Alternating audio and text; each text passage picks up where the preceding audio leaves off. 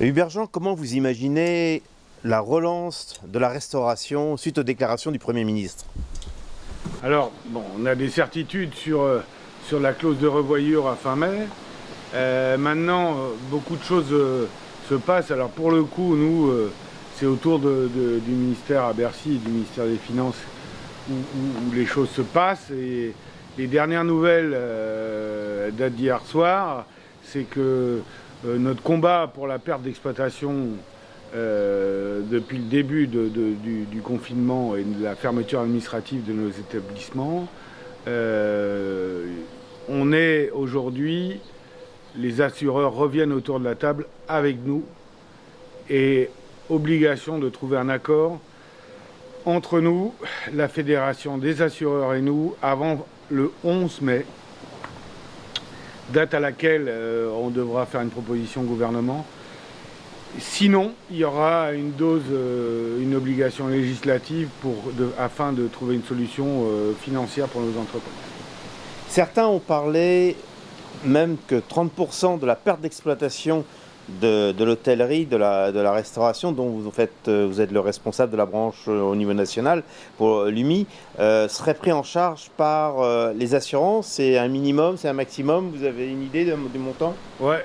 Alors, plusieurs pistes de travail. Ça en est une. Elle émane de nos collègues de l'UMI Bordeaux, l'UMI 33 avec Philippe Etchebest et notre camarade Van Hove et Tastet, qui ont fait une proposition gouvernementale, à savoir que, pour être sûr de trouver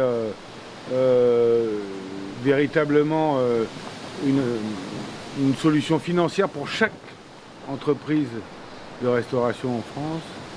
Alors pour le coup, pour tout le domaine HR, il y aurait un espèce de protocole qui interviendrait entre 30% pour les restaurateurs, 30% pour l'État et 30% pour les assureurs. Voilà, donc Et ça, c'est quelque chose qui serait pris par exemple sur le montant de l'année dernière, sur mars, avril, mai. Année N-1. Voilà, et là-dessus, donc, chaque commerçant prend le montant de ce que ça lui avait rapporté, et donc 30% pris en charge par les assureurs. C'est l'idée, c'est sur la table. Il y a une autre solution qui est beaucoup plus combattante de notre part. Donc voilà, c'est l'objet des discussions à venir. Je vous rappelle, la deadline, elle est au 11 mai. C'est le gouvernement qui nous a demandé à ce qu'on trouve une solution ensemble avant le 11 mai. Sinon, ça passera par la voie législative. Et concernant la reprise, comment est-ce que vous imaginez, nous sommes ici devant le Bretagne, un restaurant très connu de Fouesnant, à Begmeil, comment vous imaginez, vous, la reprise? Alors pour moi, la reprise, d'abord, elle s'anticipe un tout petit peu. On a la clause de revoyure à fin mai.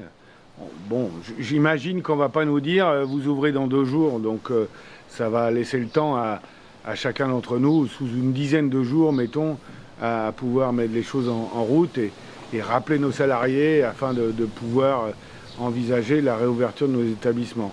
En fonction des protocoles sanitaires qui seront définis, des protocoles sanitaires Covid, je vous rappelle. Et est-ce qu'il y a déjà des idées sur ce protocole sanitaire? Oui, alors j'ai été chargé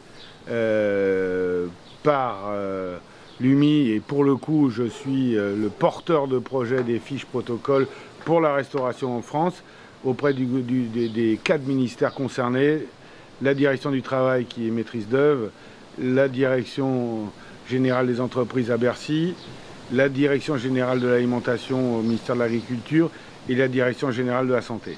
Voilà les 4 ministères avec lesquels nous avons travaillé, enfin nous avons soumis nos travaux.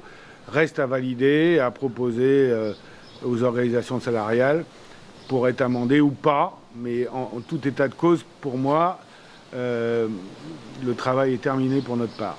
Mais quelles sont justement les pistes? Là, nous sommes sur une terrasse. Quand c'est en plein air, je suppose que c'est plus facile à organiser des tables, de les espacer, que lorsqu'on est à l'intérieur. Oui. Alors, évidemment, la deadline, les propositions qui sont faites impose le phénomène de distanciation entre les gens, entre les clients, le personnel, et voilà. Donc c'est le grand moteur. Après, le principe est d'organiser parce que bon. Maintenant, on peut imaginer, on est 4, on vient déjeuner, dîner au restaurant. En général, on est entre amis. Comment on fait? Eh bien, d'abord, vous êtes responsable. Vous êtes 4. Vous avez choisi de venir manger chez nous. Vous êtes 4. Il y va de votre responsabilité de venir à 4 personnes. Donc, on imagine aujourd'hui, il y a des